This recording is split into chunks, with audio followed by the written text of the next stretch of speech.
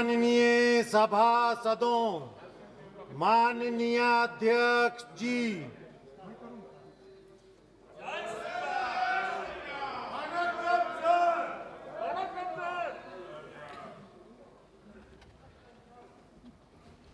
प्रश्न संख्या 21 Sougat Rai ji of the House. माननीय मंत्री जी पहले उनको तो बोलने दो, अब आप पूछ लें।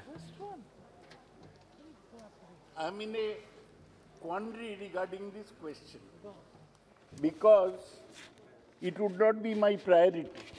Anyway, it has come.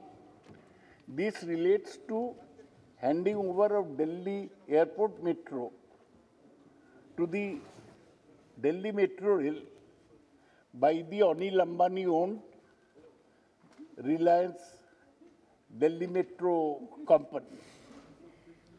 Now, my quandary is this. On the one hand, I do not want any Anil Ambani-led company to be paid money from the exchequer. On the other hand, because he was involved in Rafale, and on the other hand, the question is the court has ordered that DMRC pay money to Anil Ambani's company as per the arbitration order. Now, I would like to, obviously, there were major faults by the Delhi Metro Authority. One is in drawing up the memorandum of understanding with Anil Ambani led. आपका प्रश्न क्या है? अभी सवाल में आ रहा हूँ, एक मिनट, एक सेकंड में. So, I want to know from the Honorable Minister as to whether he has fixed the responsibility for drawing up a faulty contract. And again, it said that there were safety issues. Large number of cracks were there in the Delhi Metro line. Now, have you fixed responsibility for the same, for the faulty contract and the faulty construction? And what action have you taken against those responsible? Honorable Speaker, sir, I'm somewhat intrigued. The honorable member says that this was not a priority question for him. So the first question that arises is, how does this question become priority number one? But I'm ready to answer it. This was an agreement between two private entities, one legal entity. A concessionaire agreement was entered into between Delhi Airport Metro Express Private Limited and DMRC on 25th August 2008 for running the airport metro line for 30 years. As is well known, the entity which was awarded that contract, because the line in the initial phases was not viable, was looking for an opportunity to exit that arrangement. They said that some civil construction, I'm sorry, I come back to civil aviation, I apologize to my learned friend. Yeah. Some civil construction defects were there. And according to the arrangement entered in, within 90 days of a notice being served, effective steps had to be taken to rectify those defects. And sir, those defects were rectified. The Commissioner for Railway Security certified the line to be perfectly safe for operation, and DMRC operated that line for a long period thereafter. Now, I don't want to continue this beyond a point. Since we are talking about an arbitral award, my answer is very clear. DMRC has already deposited some money, and the issue of the implementation or execution of the arbitral award is before the Honorable Delhi High Court. But let me read out two observations on the arbitral award. I now know it's been subsequently overtaken by event, but this will give the honorable member an idea of what we are dealing with. I'm reading out from page 66 of a 97-page judgment issued by the High Court of Delhi on 15 January 2019.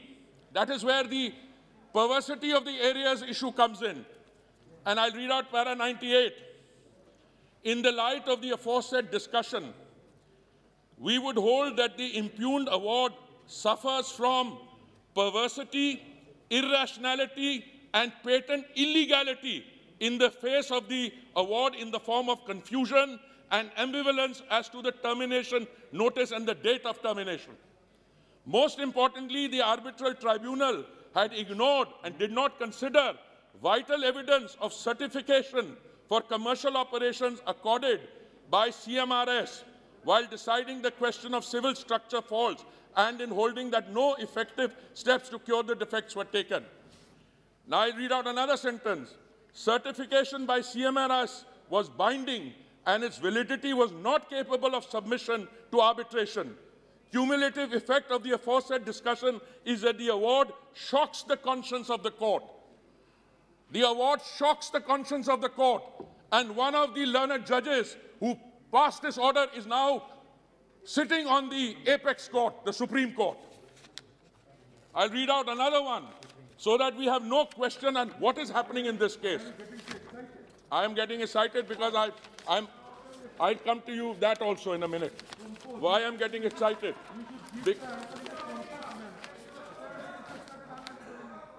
May I complete this and then I will tell you why I'm getting excited. Because I find it, let me complete this. Let me read out now para 109. We find that the reasoning is completely flawed and perverse and would falter when we supply the principles as held in Associate Builders Supra.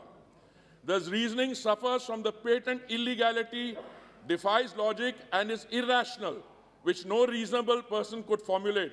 This is obvious and patent from the face of the award itself. Honorable Speaker, sir, I'm not aware whether another supplementary has been asked, but permit me to answer the Leader of Opposition here, sir. If you have a... नहीं, आपको अनुमति नहीं है, इनको दी नहीं मैंने अनुमति, तो आपको अनुमति क्यों दूंगा? तो मैं इनको फिर अलग से जवाब दे दूंगा कि मैं क्यों एक्साइटेड हो जाता हूं। जब इनको अनुमति दूं तो तब आपकी अनुमति दूंगा। आप तो वो नाम हमारी तरफ फेंकते हैं, आप तो नाम हमारी तरफ फेंक रहे हैं, आप उनको सपोर्ट कर रहे हैं। शौकत राय जी, सप्लीमेंट्री, शौकत राय जी, माननीय सदस्य सर, मेरा एक तो छोटा सा सप्लीमेंट्री है। मंत्री जी दिल्ली हाई कोर्ट के ऑर्डर से पढ़ा, लेकिन the matter went to supreme court. Supreme court upheld the arbitration order. Now, what is happening is the DMRC, which is government entity, is having to pay rupees 1.75 crores daily as interest. तो मेरा सवाल ये था sir, बहुत simple. आपका सवाल और इनका जवाब, हाँ, दोनों का अगर आंसर देखूं मैं, एक मिनट प्लीज बैठिए, आप भी बैठिए, आप भी बैठिए. आपका प्रश्न और आपका जवाब, आपने कहा ये मामला सब जुडिशियल है, तो डिस्कस होना ही नहीं चाहिए था इस विषय में. है सब जुडिशियल? कैसे नहीं? माननीय मंत्री जी, अच्छा आप बोलिए. अब मेरी बात सुनिए सर. मंत्री जी ने जवाब दिया सब जुडिशियल है. नहीं बोला मैं. आप पढ़ो जवाब. क्या है? सब जुडिशियल नहीं बोला. लिखा है मध्यस्थता के निष्पादन के संबंध मामला वर्तमान में माननीय दिल्ली उच्च न्यायालय के समक्ष है. सर, आप ये समझने का कोशिश कीजिए कि अभी तक जो ऑर्डर निकला है उसी का अनुसार. मैं तो पूरा बैकग्राउंड. मेरे बात सुनिए ना, थोड़ा धीरज रखिए सर, मैं आपको समझाऊंगा. 1.75 करोड़ रोज इंटरेस्ट में देने पड़ेगा, और आर्बिट्रेशन का जो अवार्ड है उसमें बोला 1551 क्रैक्स था कंस्ट्रक्शन में, 367 गार्डर में. मेरा सवाल तो सिंपल है. मेरा सवाल ये नहीं है कि अनिल अंबानी को पैसा मिलेगा कि नहीं. मैं तो नहीं चाहता हूँ उसको कुछ पैसा मिले, लेकिन मेरा सवाल ये है कि कौन रिस्पॉन्सिबल था ये गार्डर में डिफेक्ट के लिए. एक सेकेंड मंत्री जी, ना जल्दी मत करिए सर. कौन रेस्पॉन्सिबल था, का सवाल यही और था। कौन रेस्पॉन्सिबल था ये फॉल्टी एमओयू ड्राफ्ट करने के लिए, जिसके कारण अनिल अंबानी के कंपनी को ये ऑर्डर मिला। सर, सांसद महोदय जो सवाल प्रश्न पूछ रहे हैं, मैं आपकी अनुमति चाहूंगा कि उसके बारे में एक दो चीजें बताऊं। 2008 में ये एग्रीमेंट हुआ था, ये 2012 और 13 की बात है। कमिश्नर ऑफ रेलवे सेफ्टी ने सर्टिफाई किया था that all the defects had been completed and there was no faulty contract, point one.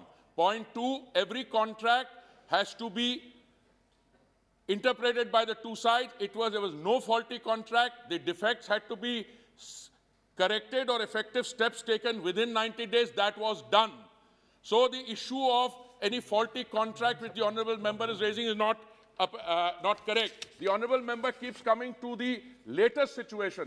तो हमने जो प्रश्न के उत्तर में हमने बताया, Delhi Metro Rail Corporation, this is an entity not of the government. It is owned 50% by the central government, 50% by the Delhi government. It is a legal entity whose board has today. It is a legal entity of which government of India has 50% and Delhi government has 50%. So its board will take the issue. आप दोनों क्यों debate कर रहे हैं? Can I complete? आप अपनी बात मैं कीजिए। complete करके, they have already deposited 1,678.4 crores in the escrow account. And the matter, I read out the final sentence, the matter regarding execution of arbitral award is currently before the Honorable Delhi High Court. And I'm going to add, the Government of India reserves all its rights to ensure that its interests are safeguarded. Thank you, sir. पर माननीय सदस्य, आपने प्रश्न तो यही पूछा था कि इसका निपटारे में विलंब क्यों हुआ। आप कह रहे हो ना, मैं उनकी पैरवी नहीं कर रहा, पर आपने प्रश्न ये पूछा था कि उनके निपटाने में विलंब क्यों हुआ। ये आपकी जानकारी में रहे।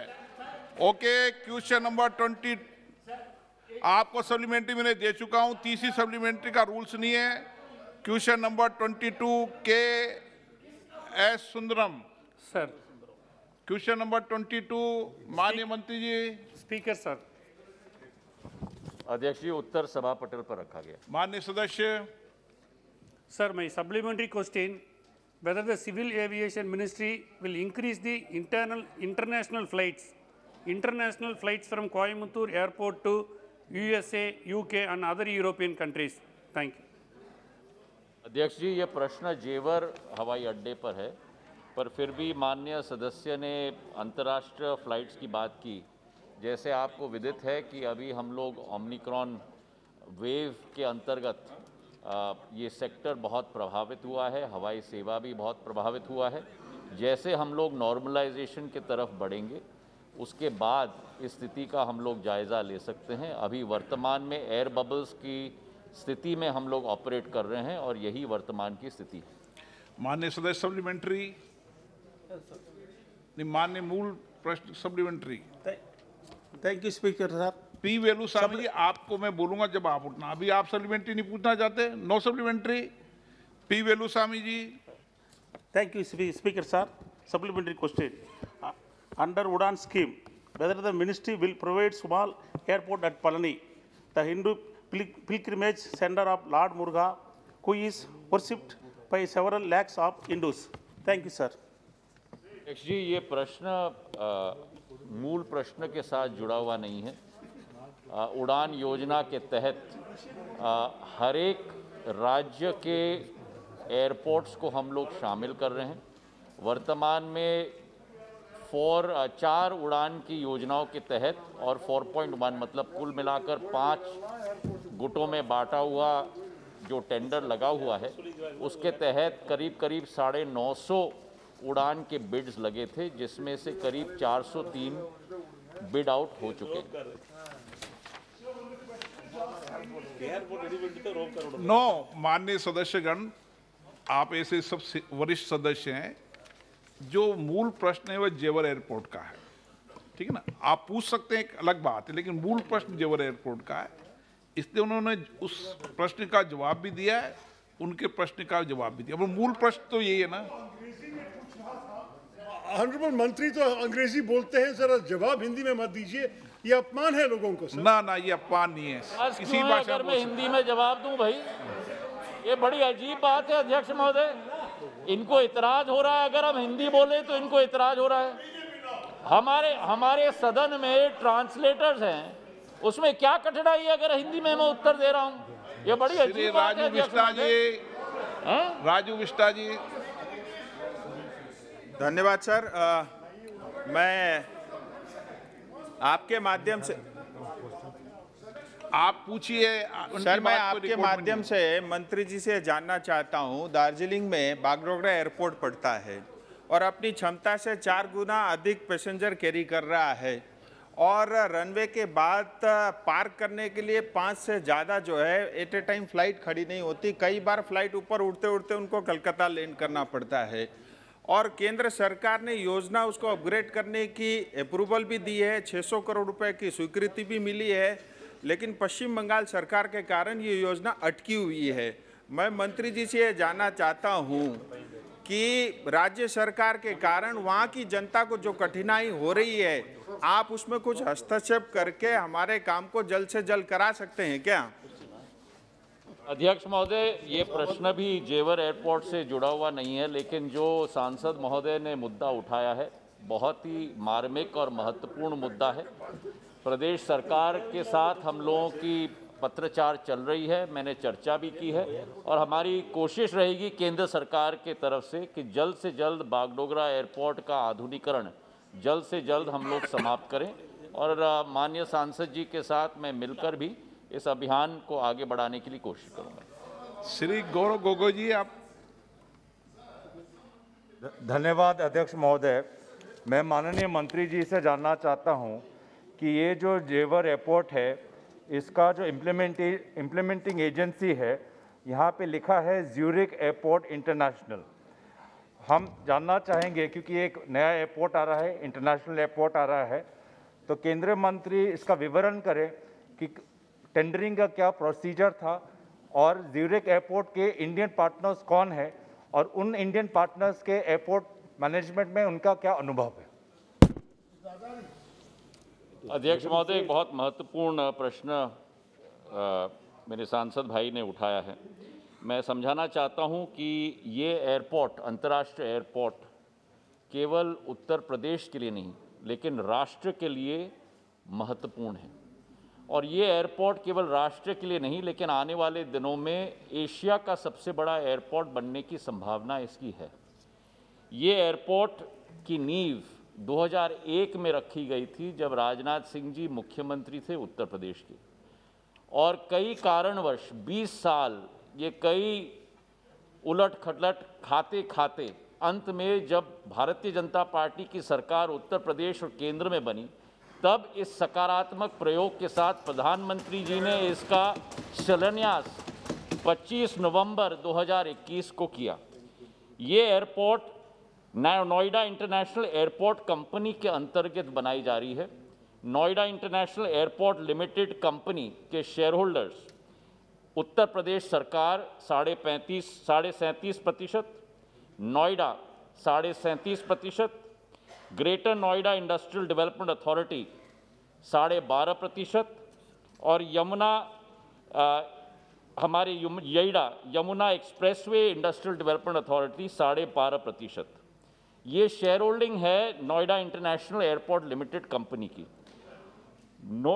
एक नोडल अथॉरिटी बनाई गई थी जो Yamuna expressway industrial development authority है, उसने इस प्रोजेक्ट को बिड आउट किया। 4 बिडर्स आए थे, उसमें से ज्यूरिक एयरपोर्ट जो विश्व स्तर की एयरपोर्ट बनाने वाली कंपनी है, उसकी सबसे हाईएस्ट बिड थी पर पैसेंजर फी प्रदेश सरकार को और केंद्र सरकार को देने की।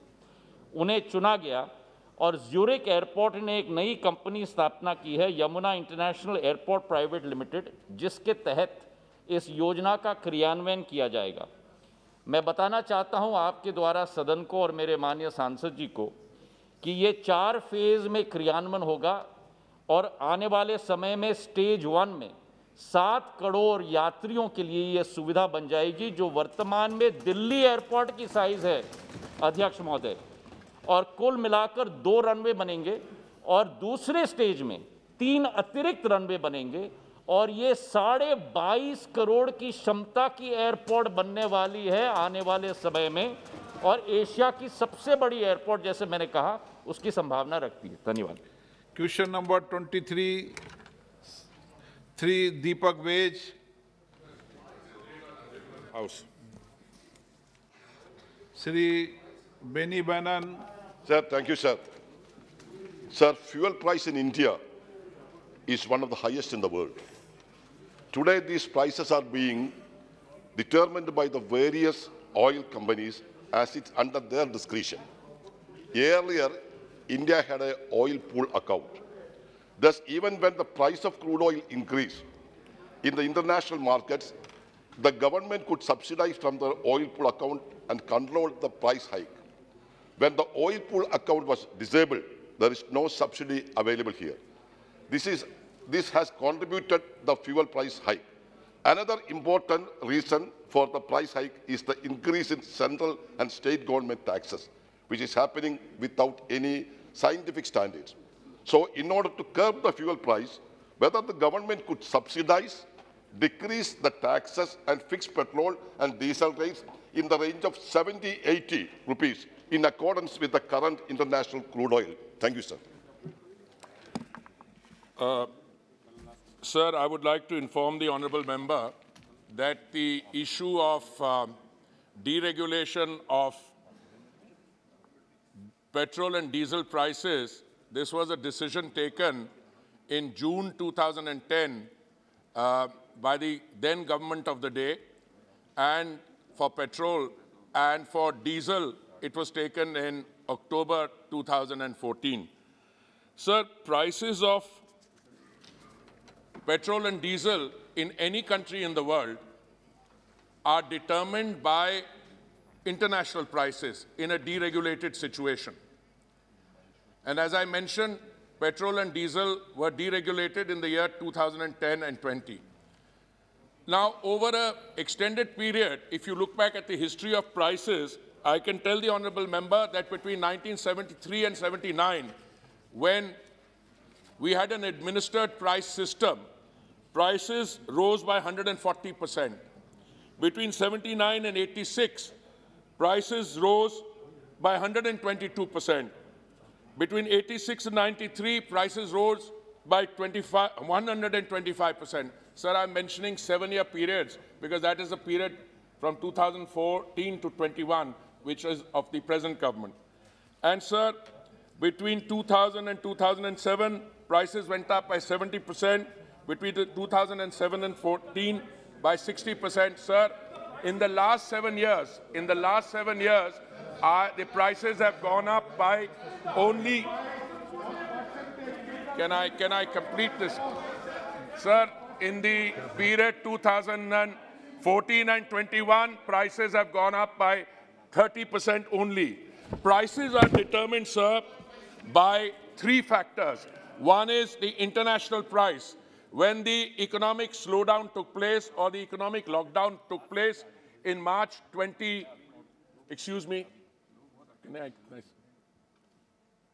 in March 2020, when there was an international lockdown, the price of international crude came down to $19.56 a barrel because there was surplus crude available in the market and there were no takers. When economic activity picked up, this price has gone up to now a much higher figure.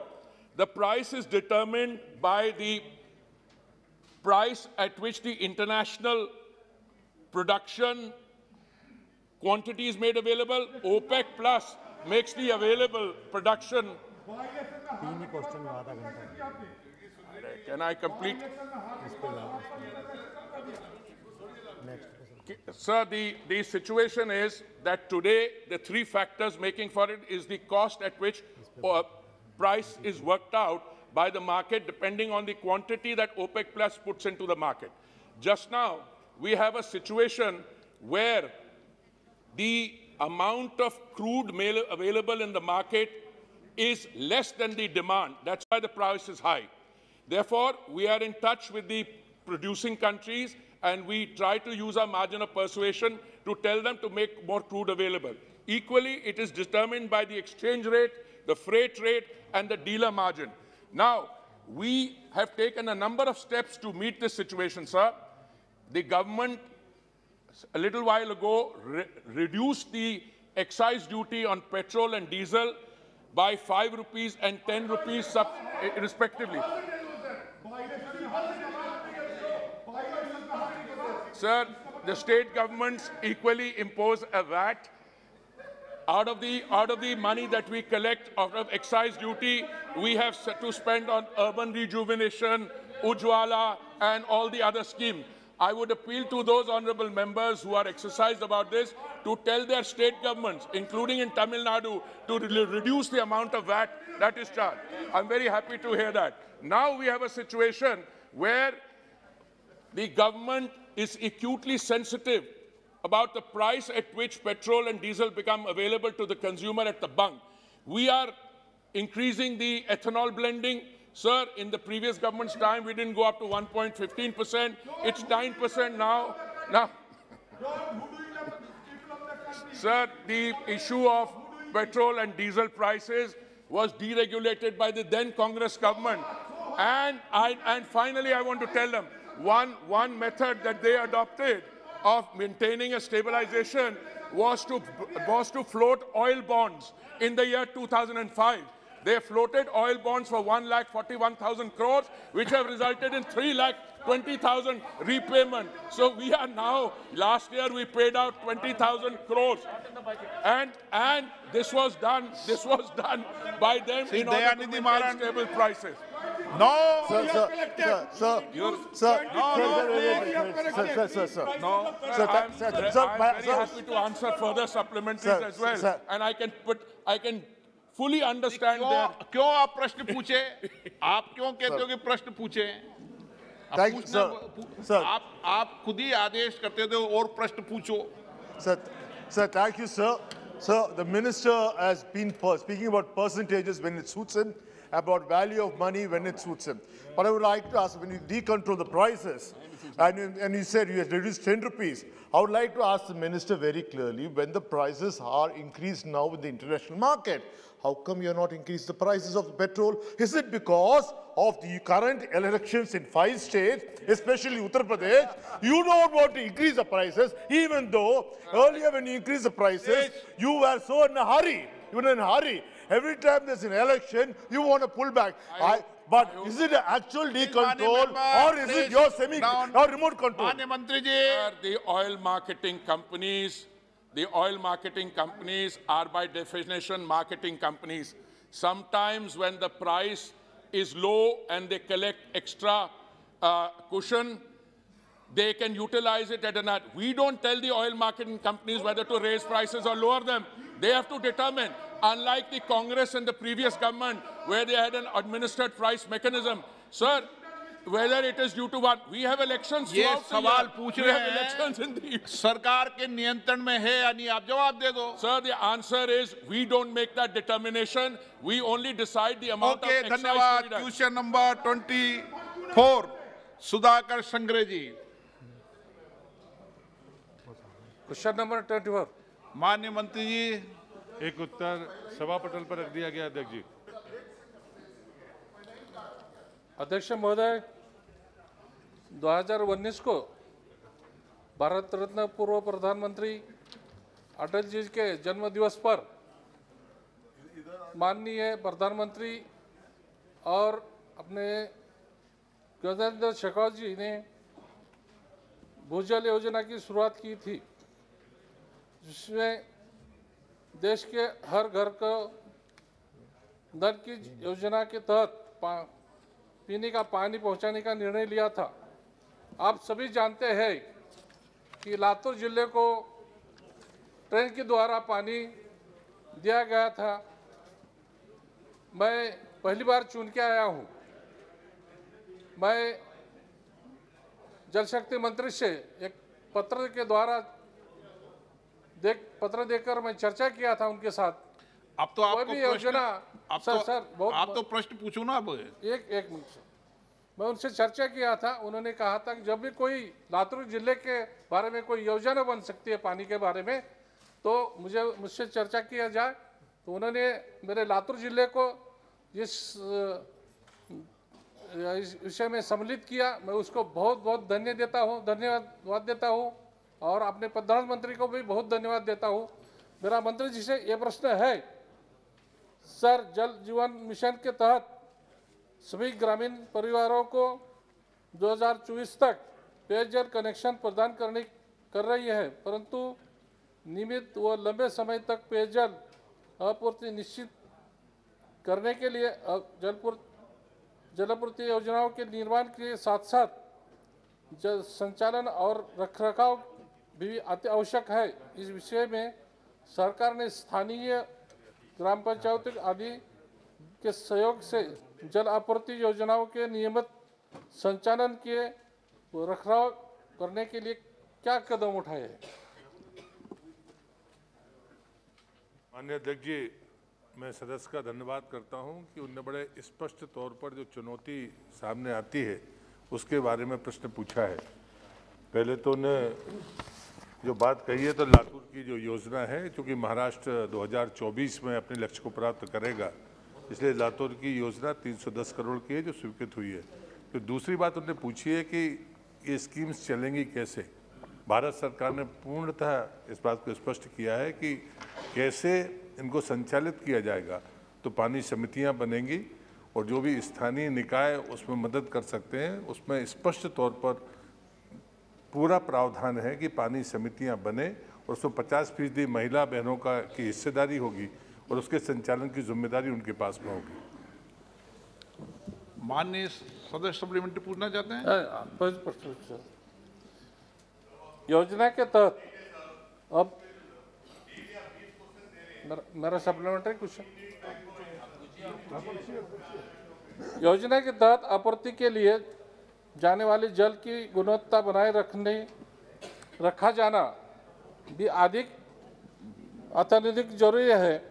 क्या सरकार ने water quality monitoring और surveillance framework से water quality को नियमित रूप से बनाए रखने के लिए कोई कदम उठाया है? यदि हाँ तो तत्संबंधी ब्यौरा क्या है? उसके साथ लातूर में भूमिगत जल के स्तर को और गिरने से बचाने के लिए क्या सरकार ने कोई कदम उठाए है, तो उसका ब्यौरा क्या है? माननीय अध्यक्ष जी, मैं 2-3 बातें आपके माध्यम से सदन को भी बताना चाहता हूं, उनका भी उत्तर हो जाएगा। जो भी नल जल का कनेक्शन होगा, मुखिया के आधार नंबर से वो लिंक्ड होगा। जो प्रॉपर्टी होगी वो जियो टैग होगी। जो बात पानी की गुणवत्ता की पूछी गई है, हर पंचायत में 5 महिलाओं को इसका प्रशिक्षण दिया जाएगा ताकि वो अलग अलग जगहों से सप्ताह में एक बार पानी की सैंपलिंग करें और वो खुद ही तय करें कि वो पानी पीने लायक है या नहीं। यदि कोई सैंपल उनको लगता है कि ठीक नहीं है तो जिले की प्रयोगशाला में जा सकते हैं। हजारों की संख्या में प्रयोगशालाओं को स्थापित किया गया है। कुछ ऐसे राज्य भी हैं जिनने जिला मुख्यालय से नीचे ब्लॉक स्तर पर भी प्रयोगशालाओं को रखा है और इसलिए मुझे लगता है मैं इस बात प्रश्न के पूछने के लिए सदस्य को धन्यवाद भी करता हूं। Shri Balaknath ji, TN Prathapan ji,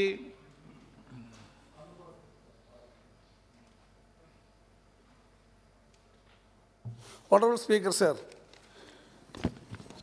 many state governments and local body authorities are implementing Jal Jeevan project as their initiatives. Even this is a union government project. MPs are often not informed about the implementation. Whether the government produce a circular to ensure the acknowledgement of the preparation of participation of union government in this project.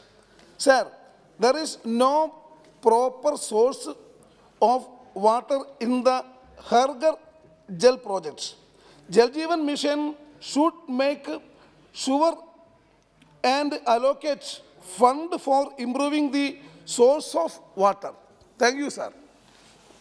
माननीय मंत्री महोदय, माननीय सदस्य ने कहा है कम से कम उस योजना के अंदर माननीय सांसद को तो बुलाएं। धन्यवाद माननीय लोकसभा अध्यक्ष महोदय। माननीय सदस्य की चिंता केवल माननीय सदस्य की नहीं, सदन के बहुत सारे सांसदों की भी इस तरह की जो है दुख और दर्द है।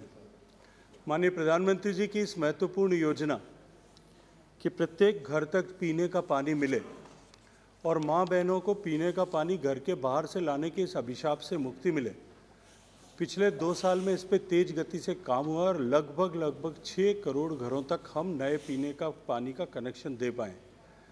केंद्र सरकार की योजना होने के बावजूद भी जल क्योंकि राज्य का विषय है, इसलिए राज्य सरकारें अपने इन स्कीम्स के फाउंडेशन स्टोन ले करने या इनॉग्रेशन के समय सांसदों को बुलाने में कहीं न कहीं राजनीतिक कारणों से कोताही बरतती हैं। हालांकि हमने जब गाइडलाइन इशू किया था तभी उसमें प्रोविज़न किया था कि जो भी district village water action plan बनेगा वो प्लान सांसद से अप्रूव कराया जाना चाहिए और उसके लिए हमने एक विंडो बनाया था कि 15 दिन के लिए उसको भेजा जाए और 15 दिन में उनकी अनुमति उनसे प्राप्त की जाए। लेकिन मेरे संज्ञान में आया है कि मैं जो है यहाँ पूरी जिम्मेदारी के साथ में कह सकता हूँ कि राज्यों में अभी इसको लेकर के बहुत शिथिलता है। हमने राज्यों को बार बार इसके लिए आग्रह किया है।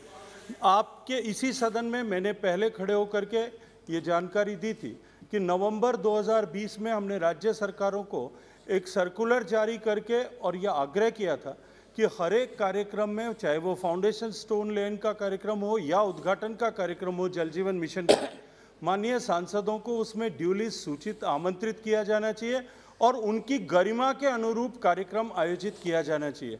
लेकिन मुझे कहते हुए दुख होता है कि राज्य सरकारें इसे अभी ठीक से लागू नहीं कर पा रही हैं। हमने एक बार फिर पिछले वर्ष में भी राज्य सरकारों को इसके बारे में पत्र लिखा है, लेकिन क्योंकि जल राज्य का विषय अंततः राज्य सरकारों को ही अपने वहाँ इस तरह की व्यवस्थाएं करनी है। जिन राज्यों में प्रतिकूल सरकारें हैं, केंद्र की भारतीय जनता पार्टी की, केंद्र की सरकार के अलावा अन्य विचारधारा की सरकारें हैं, वहाँ तक तो ये व्यवस्था होती तो भी ठीक था। कई प्रदेश ऐसे हैं जहाँ भारतीय जनता पार्टी की सरकार होते हुए भी वहाँ के सांसदों को इस तरह की सूचना नहीं मिलती है। आपके अगर आदेश है तो एक बार फिर हम राज्य सरकारों से आग्रह करेंगे कि सांसदों की गरिमा के अनुरूप इस कार्यक्रम में उन्हें निमंत्रित किया जाना चाहिए। राजीव प्रताप रूडी। अध्यक्ष जी, पानी का मामला है। मैं तो पहले भी डायरेक्शन दे चुका हूं। अधीर साहब, आपकी तरफ से ये फिर इनको भी डांटिए सर, थोड़ा सा जोर से। अध्यक्ष जी, कल मैं बहुत दुखी था और कल से आज ज्यादा दुखी हो गया। अब कल एक सवाल आया था, उसके उत्तर आपने मुझे उठने नहीं दिया तो मैं चुप रह गया। स्पेशल इकोनॉमिक जोन बिहार के बारे में था। आज जो मैं देख रहा हूं तो ये पूरे सदन को हताश कर देगा और पूरे बिहार की जनता को हताश कर देगा। और मैंने ऐसा तो तथ्य देखा ही नहीं था सदन के भीतर। मैं कोई सरकार मेरी है बिहार में, मैं कुछ नहीं कहना चाहूँगा, लेकिन बिहार सरकार को पिछले साल केंद्रीय सरकार ने 6,600 करोड़ रुपया आवंटित किया और आपके उत्तर में यह दिया हुआ है कि जीरो ड्रॉल, यानी कि बिहार की सरकार ने 1 रुपया भी राज्य केंद्र सरकार से नहीं लिया। मैं मंत्री जी जानना चाहूँगा, क्या आपने कुछ ऐसा कर दिया है कि बिहार सरकार आपसे नाराज है, कि आपके विभाग से 1 रुपया भी पैसा लेने के लिए तैयार नहीं है? आखिर ये ऐसी क्यों स्थिति है? एक तरफ नीति आयोग कहता है कि बिहार सबसे पिछड़ा है, सबसे अंतिम पंक्ति में है, और यहाँ 6,600 करोड़ रुपया सैंक्शन किया हुआ है, लोकेशन है, और बिहार सरकार नो ड्रॉल। अब मैं किससे पूछूं?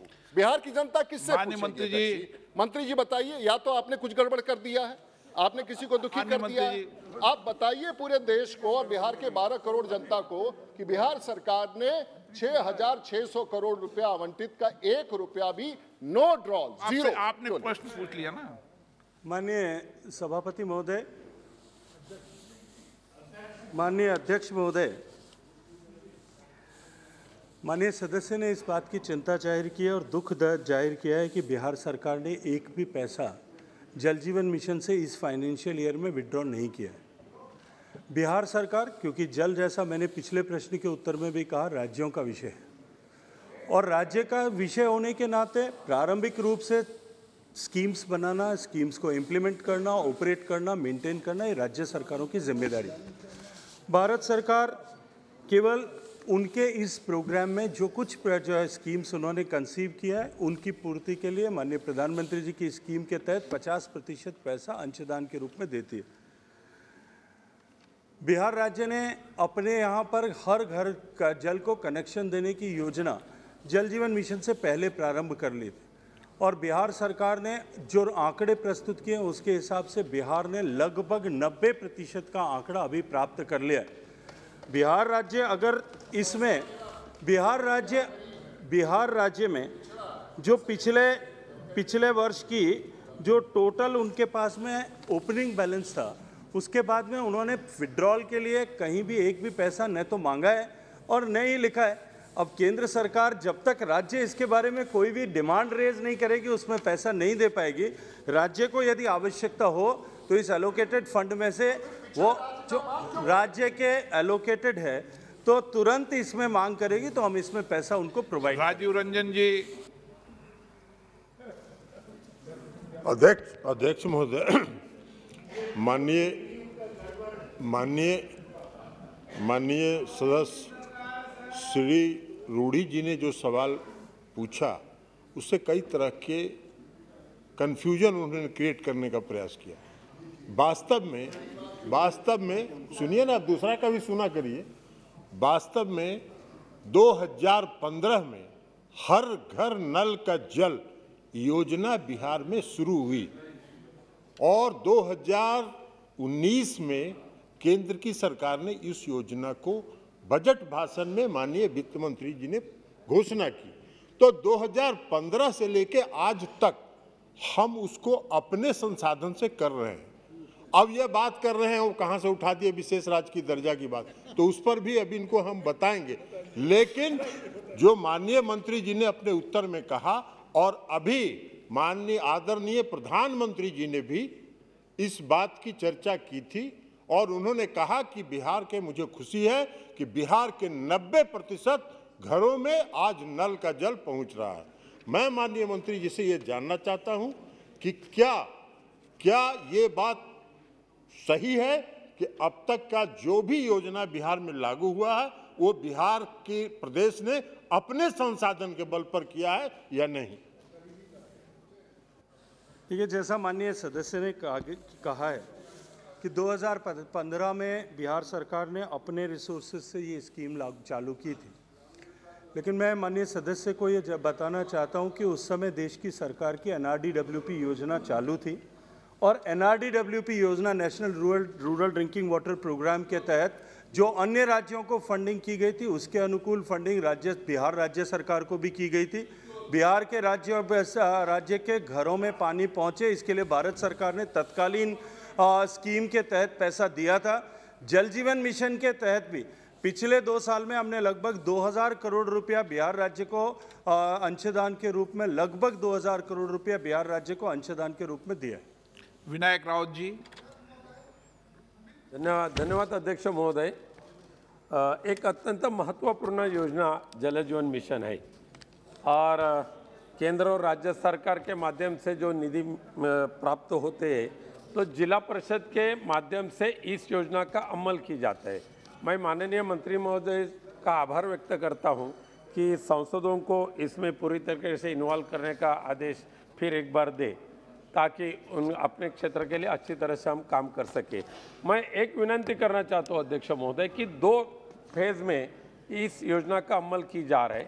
एक फर्स्ट फेज़ 1 में जो पुरानी जो स्कीमें है, पुरानी योजना है, उसमें सुधार करने का प्रयास किया जाता है और दूसरा फेज़ 2 में नई योजना का अमल करने का काम की जाता है। मेरी प्रार्थना ऐसे है कि जहाँ पहाड़ी इलाके रहते हैं, पहाड़ी गांव रहते हैं, तो वहाँ इंडिविजुअल गांव में पानी की उपलब्धता बहुत कम ही हो रही है।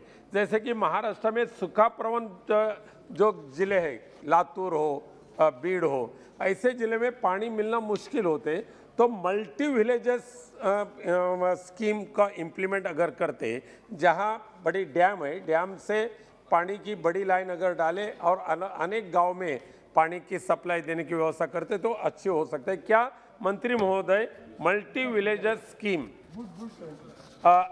का अमल जल जीवन मिशन में लाने का आदेश देंगे? माननीय अध्यक्ष जी, पहले से ही जो प्रारूप है उसमें मल्टी विलेज स्कीम का प्रावधान है। मैं भी महाराष्ट्र के यहाँ गया था, मैं माननीय सदस्य से कहूँगा थोड़ा उसको करेक्ट कर लें। वास्तव में नल जल योजना में एक इकाई को यानी पंचायत को भी पानी देने का प्रावधान है और अन्य बहुत सारे सैकड़ों की मात्रा में भी जो पंचायत या गांव है उनको भी सामूहिक रूप से पानी देने का प्रावधान है। लेकिन जिन पुरानी स्कीम की वो बात कर रहे हैं, 2 चरणों की बात नहीं है। भारत सरकार ने ये अनुमति दी है कि कोई पहले से अगर वाटर सप्लाई है और उसके कोई शेष हिस्सा अगर बचा हुआ है तो वहाँ पर एक्सटेंशन के लिए भी हमने गुंजाइश दी है। लेकिन ये सच है कि हमने कहा है कि खुले बांधों के जरिए या नहरों के जरिए पानी का प्रबंध करके हम हर घर तक जल पहुँचाने के लिए संकल्पित हैं और इसमें कहीं DPR बनाने का प्रावधान राज्य सरकारों के पास ही है और अगर कोई गतिरोध है तो आप अपने क्षेत्र में अपनी सरकार से बात कर सकते हैं। Shrimati Supriya Sule. Thank you sir. Sir, ये बड़ी स्कीम है और दोनों राज्यों में और हमारा अच्छा काम चल रहा है, लेकिन जो O&M है, जो मेंटेनेंस और ऑपरेशंस का जो खर्चा होता है, उसमें आज भी प्लानिंग नहीं है, दिक्कत होगी आगे से। इसके बारे में आपके फंडिंग में कुछ सोचा है क्या? जस्ट लिमिटेड टू O&M अभी काम तो के लिए पैसा महिलाओं को प्रबंध दिया है, ये सबसे बड़ी बात है। Just specific O&M, operations and maintenance का खर्चा। Thank you. माननीय अध्यक्ष महोदय, O&M को लेकर के पहले भी सदस्य ने चिंता जाहिर की थी। जैसा मैंने बार बार कहा है, अनेक अवसरों पर कहा है कि राज्य का विषय होने के नाते प्राथमिक रूप से ये प्रबंधन करना, इस पर विचार करना, ये राज्य सरकारों का विषय है। लेकिन सामान्यतया स्कीम्स को, क्योंकि जल जीवन मिशन में हमने सारी स्कीम्स को इस दृष्टि से बनाया कि आने वाले 30 साल तक वो स्कीम्स कारगर रहें। छोटी मोटी मेंटेनेंस गाँव के कारण से गांव की स्कीम्स जो हैं वो बंद न पड़ी रही, क्योंकि अनुभव यह आया सामान्य रूप से क्षेत्र में काम करते हुए, मैं अपने व्यक्तिगत अनुभव के आधार पर भी कह सकता हूँ कि बहुत छोटे विषय के कारण से, कहीं मोटर जली है, कहीं पंप जला है, कहीं लीकेज हो गया है, कहीं शॉर्ट सर्किट हो गया है, किसी छोटे छोटे विषय के कारण से स्कीम्स बंद पड़ी रहती है। हैंडपम्प्स जो होते थे पुराने ज़माने में, एक वाशर के कारण से 6-6 महीने हैंडपम्प मेंटेनेंस का इंतजार करते थे।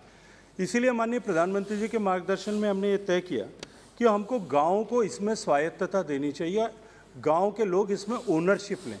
और ओनरशिप लेने के लिए प्रबंध किया गया कि गाँव में जो है जो विद इन विलेज जो इंफ्रास्ट्रक्चर बनेगा उसमें जो खर्च होगा उसका 10% सामान्य गाँव में और 5% जो है वो SC ST और स्पेशल विलेजेस में 5% पैसा गांव के लोग योगदान करें, ताकि उनका एक सेंस ऑफ ओनरशिप बने। गांव में एक पानी समिति बने जिसमें, जैसा आपने अभी कहा और मैं अभिनंदन करूंगा, आपने हमें अप्रिशिएट किया कि उसमें 50% महिलाओं की भागीदारी रहे, ताकि वो पीने के पानी का प्रभाव सीधा उन पर सबसे ज़्यादा पड़ता है, इसलिए वो इसको सुनिश्चित करें। जो पैसा एकत्रित होगा वो पैसा प्लस उसके बराबर दूसरा पैसा 10% पैसा वो मिला करके भारत सरकार वो 10% पैसे को अपने पास नहीं रखेगी, वो सारा का सारा पैसा जो है वो गांव में उस पानी समिति के अकाउंट में जमा होगा। लगभग जो पैसा जमा होगा उस पैसे से गांव में पानी समिति सामान्य मेंटेनेंस के काम को अपने आप कर पाएगी, ताकि उनकी सरकार पर निर्भरता नहीं रहेगी। लेकिन उसके अतिरिक्त यदि कोई और बड़ी आवश्यकता होती है तो निश्चित रूप से राज्य सरकारों को आने वाले समय में अपने विषय को लेकर के इसमें प्रबंध करना चाहिए। क्योंकि पिछले प्रश्न के उत्तर में माननीय राज्य मंत्री जी ने प्रश्न का उत्तर दिया था, संयोग से जो अभी प्रश्न पूछा है माननीय सदस्य भी उसी प्रांत से आती हैं। मैं आग्रह करूंगा कि महाराष्ट्र की सरकार को मैं उनसे कहूंगा कि वो अपनी सरकार से चर्चा करें। इस बार महाराष्ट्र सरकार के पास में ओपनिंग बैलेंस 268 करोड़ रुपए था। माननीय अध्यक्ष महोदय, हमने 7064 करोड़ रुपए का उनको इस बार एलोकेशन किया था। कुल मिलाकर के 7000 करोड़ रुपए, 64 करोड़ और राज्य का अनुदान, यदि मैं राज्य का अंशदान अगर मैं मिलाऊं तो लगभग 14,500 करोड़ रुपए का उनके पास में इस बार एश्योर्ड फंड है। जो है महाराष्ट्र सरकार ने अपने बजट डॉक्यूमेंट्स में और बाद में ये एश्योर किया था कि हमने 5000 करोड़ रुपए का एलोकेशन भी किया है, लेकिन महाराष्ट्र का आज तक का रिपोर्टेड एक्सपेंडिचर पिछले बजट का कुल मिलाकर के जो है वो 483 करोड़ रुपए है। 14,500 करोड़ रुपए के सामने अगर 483 करोड़ रुपए खर्च होगा और इस महत्वपूर्ण प्रोग्राम में अगर महाराष्ट्र जैसा प्रदेश जिसमें अनेक क्षेत्र ऐसे हैं जहां पीने के पानी की उपलब्धता नहीं है, लोग संकट में हैं, वहां किस तरह से हम आपूर्ति और लक्ष्य की प्राप्ति कर पाएंगे। मैं माननीय सदस्य से और महाराष्ट्र के सभी सदस्यों से आग्रह करूंगा कि वो अपनी राज्य सरकार को इसके बारे में आग्रह करें, अपनी राज्य सरकार को इसके बारे में थोड़ा जो है आगे काम की गति प्रदान करने के लिए आग्रह करें। क्वेश्चन नंबर 28 श्री मोहम्मद फैजल जी का कवर क्लब किया जाता है। मोहम्मद फैजल जी। Sir, to my question, part C, the plan for, reviewing the pending projects. The answer you have given, sir, in that answer, all the states and union territories are mentioned except Lakshadweep. I would like to know what is the reason whether Lakshadweep administration have not responded to the question, or you have been asked the details, because Lakshadweep is a place where on the national average, potable water is very limited because it is surrounded by saline water, and the drinking water problem is acute in the Lakshadweep. So in this table of the events, there is no progress shown as far as Lakshadweep is concerned, and I would like to know from the minister.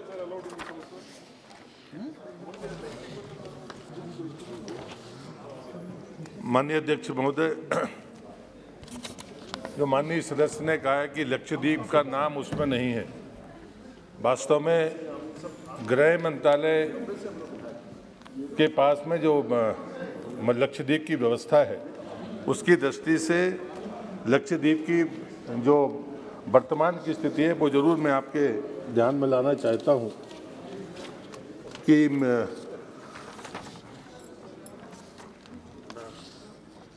अभी लक्षद्वीप में 5 स्थानों पर आपके कल्पनी, अमनी और किल्टन, तीर्थगाद और एंडेट, इन स्थानों पर काम चल रहा है और उम्मीद है कि 2022 तक ये पूरा हो जाएगा। क्योंकि लिस्ट में नाम इसलिए नहीं है कि कैबिनेट के समय में, चूँकि वो गृह मंत्रालय के उसमें आता है इसलिए सूची में नहीं है, लेकिन उसकी चिंता बराबर है। और जब गृह मंत्रालय ने इस तकनीक के बारे में पूछा था तो बाकायदा जल शक्ति मंत्रालय ने अपनी तरफ से जो राय दी थी उसी तकनीक के साथ इतने स्थानों पर काम शुरू हो गया है। और ये भी हमने सुझाव दिया था, चूँकि ये बहुत खर्चीला कार्यक्रम है और लक्षद्वीप की जो भौगोलिक स्थिति है उसमें जनसंख्या का घनत्व कम है, उसकी तुलना में जो भी प्लांट लगेंगे वो अत्यंत खर्चीले होंगे। उसके बावजूद भी 5 जगह पर काम प्रारंभ हुआ है। 2022 तक ये पूरा होगा, चरणबद्ध तरीके से पूरा हो, ये जल शक्ति मंत्रालय ने गृह मंत्रालय को सुझाव दिया है और मैं विश्वास करता हूं कि हर व्यक्ति को शुद्ध पेयजल लक्षद्वीप में मिलेगा। श्री हसनैन मसूदी जी। आजकल कश्मीर में क्राइसिस है, वाटर क्राइसिस है, और ज़्यादा इससे मुतासिर रहती हैं ख़वातीन, क्योंकि जब पानी नहीं होता तो उन्हीं को जाके पानी लाना पड़ता है दूर दूर से, 4-4, 5-5 किलोमीटर से। सर, कश्मीर में कई एक ट्यूबवेल हैं जो डोनेट की गई है ज़मीन लोगों की तरफ से, और वो बंद पड़े हैं, करोड़ों रुपए उन पर लगाया गया है, लेकिन वो ऑपरेशनल नहीं है। सिर्फ इस वजह से कि इनके आपके डिस्प्यूट्स हैं उनके साथ, लैंड ओनर्स के साथ जिन्होंने डोनेट किया है। कोई कहीं पर उनसे वादा किया गया था आपको नौकरी दी जाएगी या कोई और वादा किया गया। तो मेरी ये गुजारिश होगी कि वहाँ की सरकार से आप कहें कि वो सारे वो मामले सुलझाएँ ताकि वो ऑपरेशनल हो जाए और उनका लाभ आवाम को मिले, और जो जल जीवन है, जो पीने का पानी है, ड्रिंकिंग वाटर है, वो उपलब्ध हो। धन्यवाद माननीय अध्यक्ष महोदय। माननीय सदस्य ने जो सुझाव दिया, जो विषय संज्ञान में लाए, निश्चित रूप से उस विषय का अध्ययन करके वहाँ के एडमिनिस्ट्रेशन से बात करके इसका समाधान करने का प्रयास करें। Question number 25 Shri Chandra Prakash Chaudhary. On the table of the House. Sri K.G. Madhav. Thank you very much, Speaker, sir. Can the Honourable Minister please state whether the government has identified a location in Andhra Pradesh among the 12 locations where it proposes to set up second generation 2G ethanol plants that use non-edible oil seeds and non-agricultural residue? Honorable Speaker, sir, this question relates to the roadmap for E20 and whether the vehicles which will be using E20 will be compatible. Sir, the question that the honorable member has raised on 2G, as far as I am aware, there is one 2G plant using cellulistic thing in Haryana and another one in, I think, the northeast, which is going to make it from bamboos. But if there are any others, I will be happy to find out the information. As far as I'm aware, no such decision has been taken. But then 2G itself, using cellulistic material, is itself a very new technology. And I think the further decisions on where else to have 2G plants will depend on our experience with the existing ones to make it from bamboo and in Haryana, as I mentioned. But I would be happy to share with the honorable member such information that may be available. But as I said, so far, as far as I'm aware, there is no decision on additional and where those additional plants will be located once a decision has been taken. Sri Nama Nageshwar Rao. Thank you, sir. सब ये जो question बहुत ही important है देश के लिए, road map for the ethanol blending. मंत्री जी का जो आंसर है, कोई भी road map for the ethanol blending बोलते हो, रोड मैप जो है ना, जैसा कैसा स्टार्ट होता है, कैसा कंप्लीट होता है, स्टार्टिंग से एंडिंग तक आपका प्लान होना चाहिए। आप जिस तरह से जो रिप्लाई दिया है, ये रिप्लाई जो है ना पूरा रिप्लाई नहीं है। पहले तो आपको जब 10% जो अभी तक फुलफिल नहीं किया, 10% जो हम लोग एथेनॉल ब्लेंड करना था, उसमें 8% तक अभी तक पहुंचा है। और नेक्स्ट टारगेट इज 20% का जो है एथेनॉल ब्लेंडिंग का। आज के दिन में जो है एथेनॉल जो बनता है, मोलासिस से बनता है, मेज से बनता है, ब्रोकन राइस से बनता है। Most of the sugar plant जो है ना ऑलमोस्ट जो है एथेनॉल प्लांट्स लगा दिया है, जबकि 10% कंप्लीट नहीं हुआ है। आपका रोड मैप में दो चीज जो है ना आप मिसिंग कर दिया ऑनरेबल मिनिस्टर। एक तो जो है आपका रॉ मटेरियल के बारे में आपका रोड मैप नहीं है। आपको जो है ना फिनिश्ड मटेरियल जो है ना 20% के लिए आप बात कर रहे हैं। रॉ मटेरियल का रोड मैप क्या है? जो पूरा रॉ मटेरियल है, ये पूरा रॉ मटेरियल जो भी मोलासिस होगा, मेज होगा, नहीं तो ब्रोकन राइस होगा, ये सब जो है ना फार्मर का प्रोड्यूस से आता है। एक तरह से जो है ना हम लोग का पैडी प्रोक्यूरमेंट के लिए स्टॉप कर रहा है। दूसरे तरह से मोलासिस ऑलमोस्ट जो है ना 80 to 90% जो है ना ऑलरेडी बन रहा है। और कौन सा रॉ मटेरियल से जो है ना 20% आप पे करेगा? आप रोड मैप में पहले थे जो रॉ मटेरियल के साथ स्टार्ट करके फार्मर को भी इंक्लूड करके उसको प्रॉपरली थोड़ा आपको आंसर देने से अच्छा रहेगा। Thank you. या करेंगे क्या? ओके सर, मैं माननीय सदस्य को रोड मैप के बारे थोड़ी जानकारी देना चाहूंगा। एथेनॉल ब्लेंडिंग जो है उसका शुभ आरंभ अब नहीं हुआ। मैं आपको याद कराना चाहता हूं, मुझे इसका खुद का अनुभव है। 2005 और 6 में जब मैं ब्राज़ील में पोस्टेड था, उस समय की सरकार ने चाहा कि हमारे 15 स्टेट्स और यूनियन टेरिटरीज में 5% एथेनॉल ब्लेंडिंग होनी चाहिए, सिर्फ 15 स्टेट्स और यूनियन टेरिटरीज है। जहाँ तक मुझे याद है, माननीय शरद पवार जी उस समय एग्रीकल्चर मिनिस्टर थे, और ये जो 5% ब्लेंडिंग जो कोशिश की गई वो भी सफल नहीं हुई। और जहाँ तक मुझे याद है 1.54% ब्लेंडिंग थी 2014 तक। एथेनॉल ब्लेंडिंग क्यों ज़रूरी है? Because we have the natural endowments, we have the land, we have the sunshine, we have the agricultural produce. Pehle, the entire ethanol blending program was anchored in sugarcane. But there were difficulties because sugarcane is heavily dependent on water.